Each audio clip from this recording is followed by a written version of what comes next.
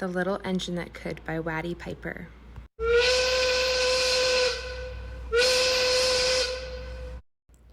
Chug, chug, chug.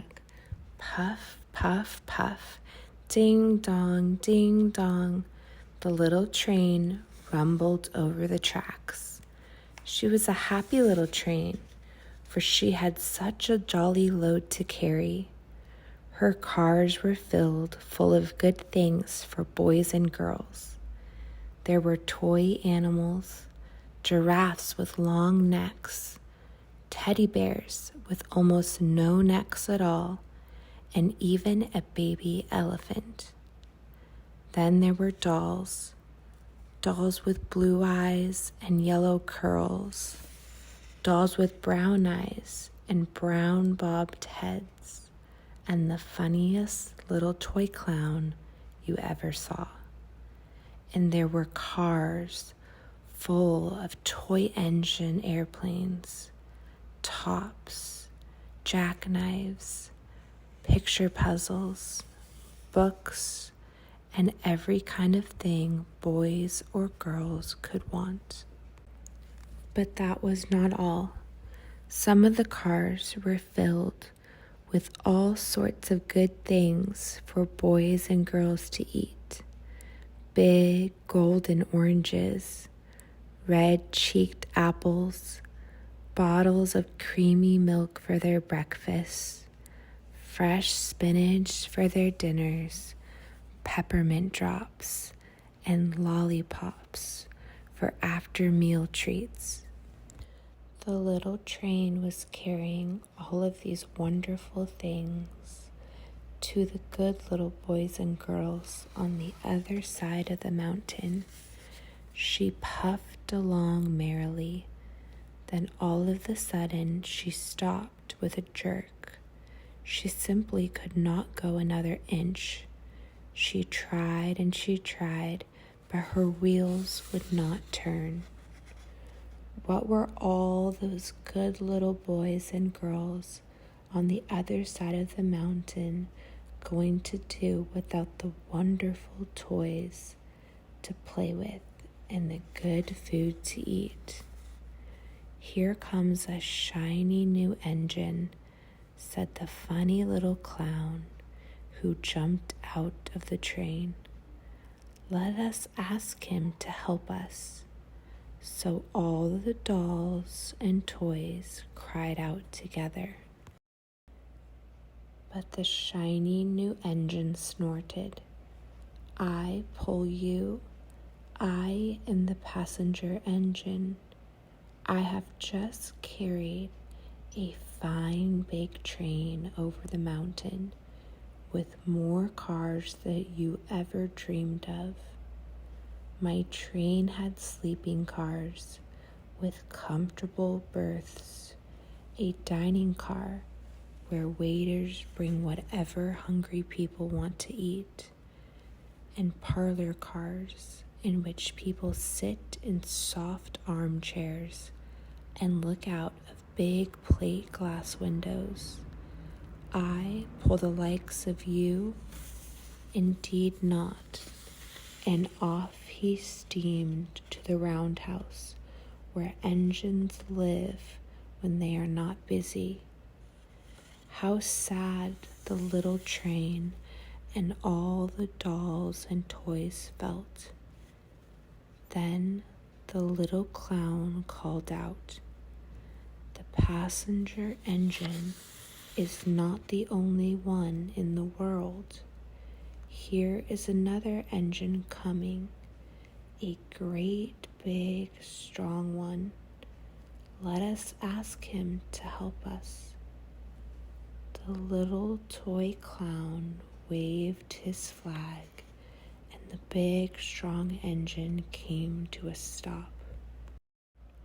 "Please, shiny new engine, won't you please pull our train over the mountain? Our engine has broken down, and the boys and the girls on the other side won't have any toys to play with or good food to eat unless you help us. Please, oh please, big engine, cried all the dolls and toys together. Won't you please pull our train over the mountain? Our engine has broken down, and the good little boys and girls on the other side won't have any toys to play with or good food to eat unless you help us. But the big, strong engine bellowed, I am a freight engine.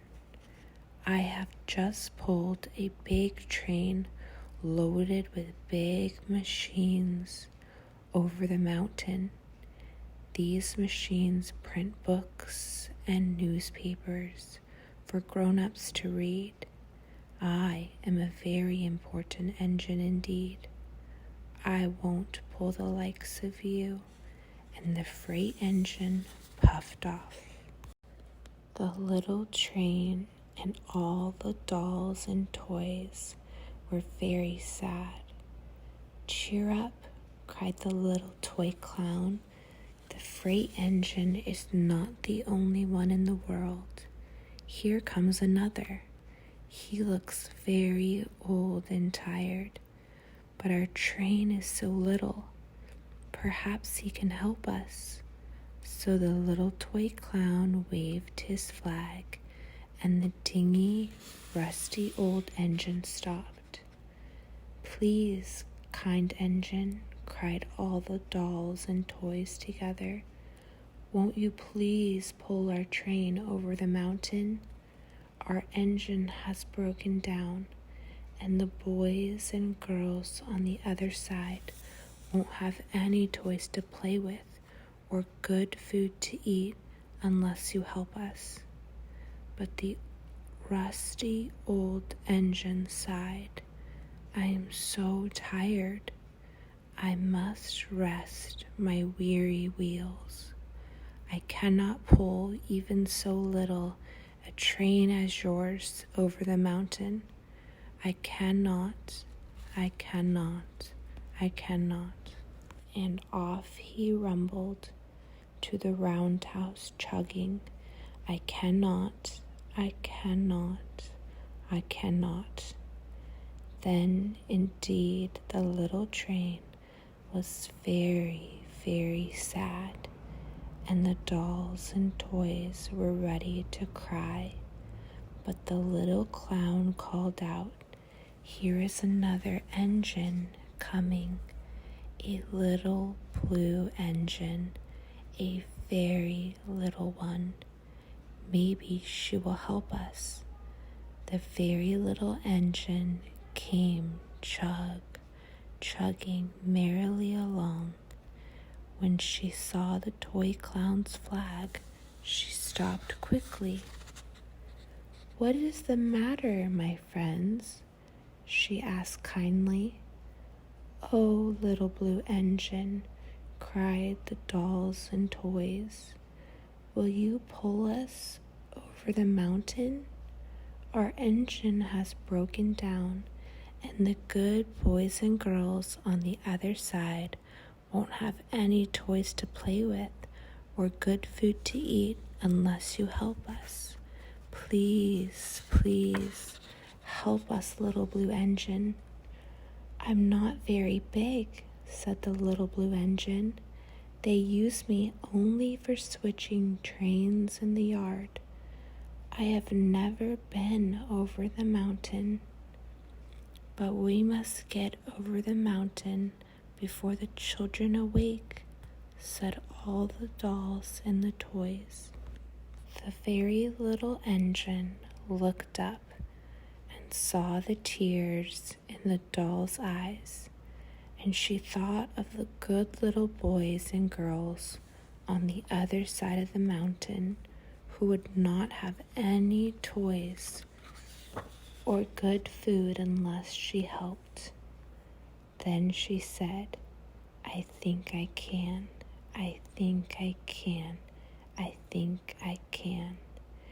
And she hitched herself to the little train. She tugged and pulled mountain tugged, and slowly, slowly, slowly, they started off. The toy clown jumped aboard, and all the dolls and the toy animals began to smile and cheer. Puff, puff, chug, chug, went the little blue engine. I think I can. I think I can. I think I can. I think I can. Up, up, up. Faster and faster and faster the little engine climbed, until at last they reached the top of the mountain. Down in the valley lay the city. Hooray, hooray, cried the funny little clown and all the dolls and toys. The good little boys and girls in this city will be happy because you helped us, kind little blue engine. And the little blue engine smiled and seemed to say, as she puffed steadily down the mountain, I thought I could. I thought I could. I thought I could.